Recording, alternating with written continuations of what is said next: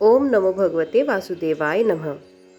आपका दिन मंगलमय हो और भगवान हरि की कृपा आप और आपके परिवार पर सदा सर्वदा बनी रहे। ओम नमो भगवते वासुदेवाय नमः। जय श्री हरि। द्विदवध श्री प्राशर जी बोले, हे मैत्रेय, बलशाली बलराम जी का ऐसा ही पराक्रम था। अब उन्होंने जो और एक कर्म किया था वे भी सुनो। द्विद नामक एक महावीरशाली वानर श्रेष्ठ देवद्रोही दैत्यराज नरकासुर का मित्र था। भगवान कृष्ण ने देवराज इंद्र की प्रेरणा से नरकासुर का वध किया। इसलिए वीर वानर द्विद ने देवताओं से वैर ठाना, मैं मृत्यु लोक का क्षय कर दूंगा। इस प्रकार यज्ञ याज्ञादि का उच्छेद करके संपूर्ण देवताओं से इसका बदला चुका लूंगा। तब से वे अज्ञान मोहित होकर यज्ञों को विध्वंस करने लगा और साधु मर्यादा को मिटाने तथा देहधारी जीवों को नष्ट करने लगा। वे वन देश पुर और भिन्न भिन्न ग्रामों को जला देता तथा कभी पर्वत गिराकर ग्राम आदि को चूर्ण कर डालता, कभी पहाड़ों की चट्टान उखाड़कर समुद्र के जल में छोड़ देता और फिर कभी समुद्र में घुसकर उसे शुभित कर देता।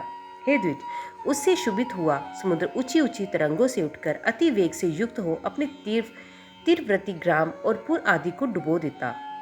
वे कामरूपी वानर महान रूप धारण कर लौटने लगता था और अपने लुठन के संघर्ष से संपूर्ण खेतों को कुचल डालता था। हे द्विज, उस दुरात्मा ने इस संपूर्ण जगत को स्वाध्याय और वशकार से शून्य कर दिया था, जिससे वे अत्यंत दुखमय हो गया। एक दिन श्री बलभद्र जी क्रीड़ास्कत होकर मद्यपान कर रहे थे। साथ ही महाभागा रेवती तथा अन्य सुंदर रमणियां भी थी।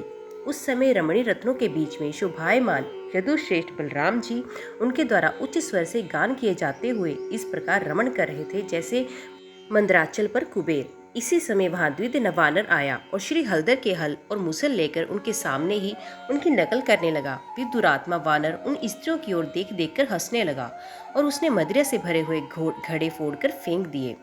तब श्री हलधर ने क्रुद्ध होकर उसे धमकाया, तथापि वे उनकी अवज्ञा करके किलकारी मारने लगा। तदंतर श्री बलराम जी ने मुस्कुराकर क्रोध से अपना मूसल उठा लिया तथा वे उस वानर के ने भी एक भारी चट्टान ले ली और उसे बलराम जी के ऊपर फेंका, किंतु यदुवीर बलभद्र जी ने मूसल से उसके हजारों टुकड़े कर दिए, जिससे वे पृथ्वी पर गिर पड़ी।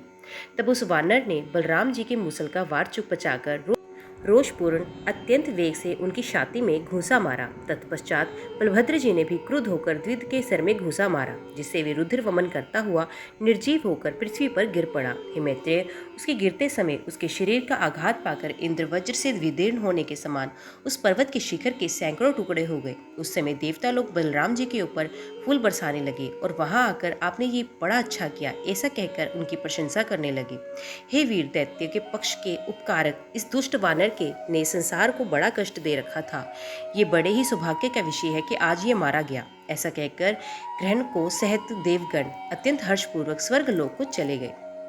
श्री प्राशर जी बोले, शेष अवतार धरणी धर धीमान बलभद्र जी के ऐसे ही अनेकों कर्म हैं जिनका कोई परमाणु नहीं बताया जा सकता।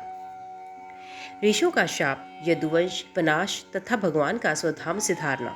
श्री प्राशर जी बोले, हे मैत्रेय, इसी प्रकार संसार के ऊपर के लिए उपकार के लिए बलभद्र के सहित श्री कृष्णचंद्र ने दैत्यों और दुष्ट राजाओं का वध किया तथा अंत में अर्जुन के साथ मिलकर भगवान कृष्ण ने 18 अक्षौहिणी सेना को मारकर पृथ्वी को भार उतारा। इस प्रकार संपूर्ण राजाओं को मारकर पृथ्वी पर भार अवतरण किया और फिर ब्राह्मणों के शाप के मिश से अपने कुल का भी उपसंहार कर दिया। हे मुने, अंत में द्वारकापुरी को छोड़कर तथा अपने मानव शरीर को त्याग कर श्री कृष्णचंद्र ने अपने अंश बलराम प्रद्युम्न आदि के सहित अपने विष्णुमय धाम में प्रवेश किया। श्री मैत्रेय जी बोले, हे मुने, श्री जनार्दन ने विप्रपाश के विष से किस प्रकार अपने कुलश का नाश किया और अपने मानव देह को किस प्रकार छोड़ा। श्री प्राशर जी बोले, एक बार यदु कुमारों ने महातीर्थ पिंडराक क्षेत्र में विश्वामित्र, कण्व और नारद आदि महामुनियों को देखा। तब यौवन से उन्मत्त हुए उन बालकों ने होनहार की प्रेरणा से जामवती के पुत्र साम का स्त्री वेश बनाकर उन मुनीश्वरों को प्रणाम करने के अनंतर अति नम्रता से पूछा, इस स्त्री को पुत्र की इच्छा है, हे मुनिजन, कहिए कि क्या जनेगी। श्री प्राशर जी बोले, यदु कुमारों के इस प्रकार धोखा देने पर उन दिव्य ज्ञान संपन्न मुनिजनों ने कुपित होकर कहा, ये एक लोकोत्तर मुसल जनेगी जो समस्त यादवों को नाश का कारण होगा, जिसे यादवों को संपूर्ण कुल संसार संसार में निर्मूल हो जाएगा। मुनिगण के इस प्रकार कहने पर उन कुमारों ने संपूर्ण वृत्तांत ज्यों का त्यों राजा उग्रसेन से कह दिया तथा सांप के पेट से एक मूसल उत्पन्न हुआ। उग्रसेन ने उस लोहमय मूसल का चूर्ण कर डाला और उसे उन बालकों ने समुद्र में फेंक दिया। उससे वहां बहुत सरकंडे उत्पन्न हुए। यादवों द्वारा चूर्ण किए गए उस मूसल को लोहे का जो भाले की नोक के समान एक खंड चूर्ण करने से बचा, उसे भी समुद्र में फिकवा दिया। उससे एक मछली निकल गई। उस मछली को मछेरों ने पकड़ लिया तथा चीरने पर उसके पेट से निकले हुए उस मूसल खंड को जरा नामक व्याध ने ले लिया। भगवान मधुसूदन इस समस्त बातों को यथावत जानते थे, तथापि उन्होंने विधाता की इच्छा को अन्यथा करना ना चाहा। इस समय देवताओं ने वायु को भेजा। उसने एकांत में श्री कृष्णचंद्र को प्रणाम करके कहा, भगवान, मुझे देवताओं ने दूत बनाकर भेजा है। हे विभो, वसुगण, अश्विनी कुमार, रुद्र, आदित्य, मरुदगण और साध्यादि के सहित इंद्र ने आपके जो संदेश भेजा वे सुनिए। हे भगवान, देवताओं की प्रेरणा से उनके ही साथ पृथ्वी का भार उतारने के लिए अवतीर्ण हुए आपको 100 वर्ष से अधिक बीत चुके हैं। अब आप दुराचारी दैत्यों को मार चुके और पृथ्वी का भार भी उतार चुके। अतः अब देवगण सर्वदा स्वर्ग में ही आपसे स्नात हैं। हे जगन्नाथ, आपको भूमंडल में पधारे हुए 100 वर्ष से अधिक हो गए हैं। अब यदि आपको रुचि हो तो स्वर्ग लोक में पधारिए। हे देवगण का ये कथन है कि यदि आपको यही रहना है, अच्छा लगे तो रहो। सेवकों का तो यही धर्म है कि स्वामी को यथा समय कर्तव्य का निवेदन कर दे। श्री भगवान बोले, हे दूत, तुम जो कुछ कहते हो वे सब मैं जानता हूँ, इसलिए अब मैंने यादवों के नाश का आरंभ कर दिया है।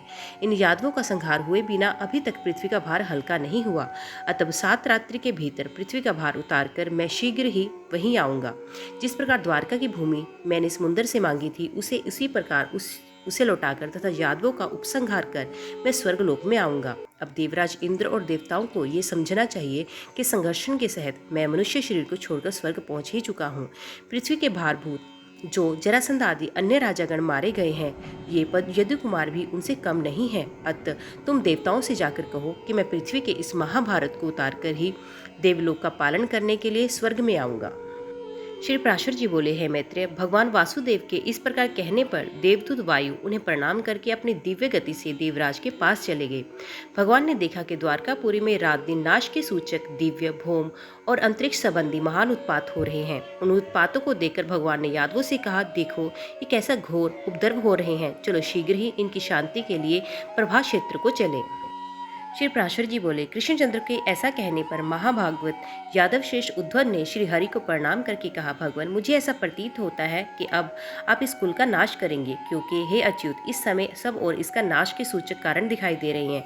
अतः मुझे आप आज्ञा कीजिए कि मैं क्या करूं। श्री भगवान बोले, हे उद्धव, अब तुम मेरी कृपा से प्राप्त हुई दिव्य गति से नर नारायण के निवास स्थान गंधमादन पर्वत पर जो पवित्र बद्री आश्रम क्षेत्र है वहां जाओ।